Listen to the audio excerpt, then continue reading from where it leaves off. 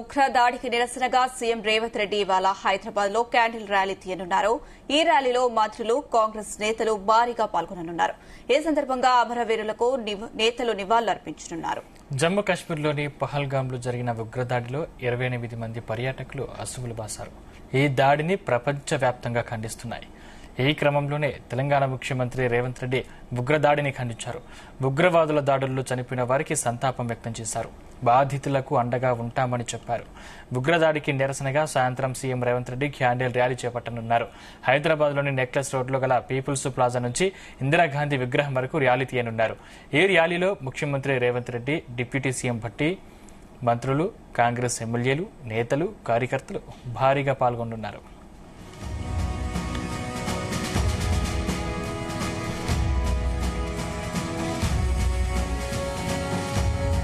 అంశానికి సంబంధించిన మరింత సమాచారం మా ప్రతినిధి సతీష్ అందిస్తారు. సతీష్.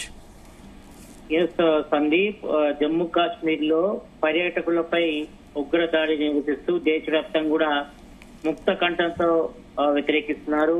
ఈ నేపథ్యంలో ఇటు పల్గాంలోని ఉగ్రవాదుల దాడిలో మరణించిన వారి ఆత్మకు శాంతి కలగాని ప్రార్థిస్తూ ఈ రోజు సాయంత్రం 5 గంటలకు సీఎం రేవంత్ రెడ్డి నేతృత్వంలో పీపుల్ ప్లాజా నుంచి ఇందిరాగాంధీ వరకు కూడా కొవ్వొత్తులతో ప్రదర్శన కూడా చేరున్నారు. ఈ కార్యక్రమంలో ఇటు హైదరాబాద్ ఎమ్మెల్యేలతో పాటు ఎమ్మెల్సీలు, కార్పొరేషన్ చైర్మన్లు, కాంగ్రెస్ పార్టీ ముఖ్య నేతలు, నియోజకవర్గ ఇన్ఛార్జ్ కూడా ఈ కొవ్వొత్తుల ప్రదర్శనలు కూడా పాల్గొంటారు కూడా చెప్పారు. ఇటు మృతులకు కూడా వారికి నివాళులర్పించి వాళ్ళ ఆత్మకు శాంతి చేకూరాలను కూడా విజ్ఞప్తి చేరుతారు. ఇప్పటికే మనం చూస్తున్నాం, ఇటు జమ్మూ కాశ్మీర్ లో పర్యాటకులపై ఉగ్రదాడిని నిరసిస్తూ దేశవ్యాప్తంగా కూడా ఒకవైపు నిరసన కూడా తెలియజేస్తున్నారు. ఉగ్రవాదులు ఎట్టి పరిస్థితుల్లో విడిచిపెట్టొద్దు, వాళ్ళు చంపి తీరాల్సిందే అంటూ కూడా ఒకవైపు ముక్త కంఠంతో భారతదేశమంతా కూడా ఐక్యమత్యంతో ఉండాలని, ఈ యొక్క దాడిని కూడా తీవ్రంగా ఖండించాలని ఒకవైపు ప్రధాని నరేంద్ర మోడీతో పాటు హోంశాఖ మంత్రి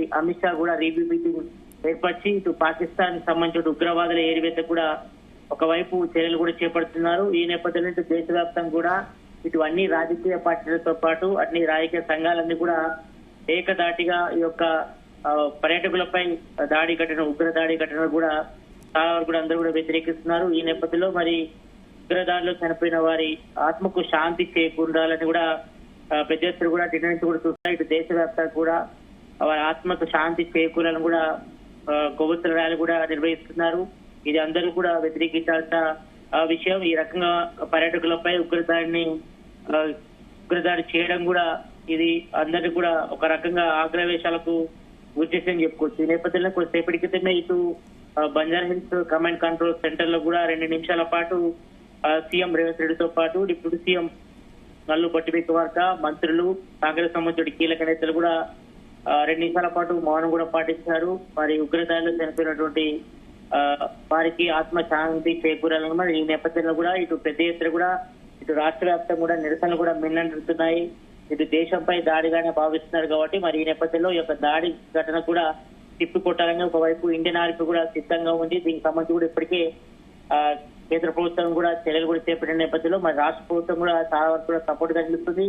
మరి ఏఐసిసి పిలుపు మేరకు ఈ రోజు మరి పలాగా ఘటనకు సంతాపం కూడా కొవ్వొత్తుల ప్రదర్శన కూడా ఈ రోజు రాష్ట్ర వ్యాప్తంగా చేస్తున్నారు. మరి జమ్మూ కాశ్మీర్ పహల్గాంలో ఉగ్రవాదుల దాడిలో మరణించిన వారి ఆత్మ కూడా శాంతి చేకూరాలని మరి సీఎం రేవంత్ రెడ్డి నేతృత్వంలో కూడా ఈ ర్యాలీ కూడా పిలుపునిచ్చారు. కాబట్టి మీ ర్యాలీలో అంటే మేజర్ గా ఇటు పీపుల్ ప్లాజా నుంచి మొదలుకొని ఇందిరాగాంధీ వరకు కూడా కొవ్వొత్తుల ర్యాలీ నిర్వహిస్తారు. కాబట్టి పెద్ద ఎత్తున కూడా ఈ యొక్క ర్యాలీ కూడా కాంగ్రెస్ సంబంధించిన కీలక నేతలు, మంత్రులు, ఎమ్మెల్యేలు, ఎమ్మెల్సీలు, ఎంపీలంతా కూడా ఈ ర్యాలీలో పాల్గొనబోతున్నారు.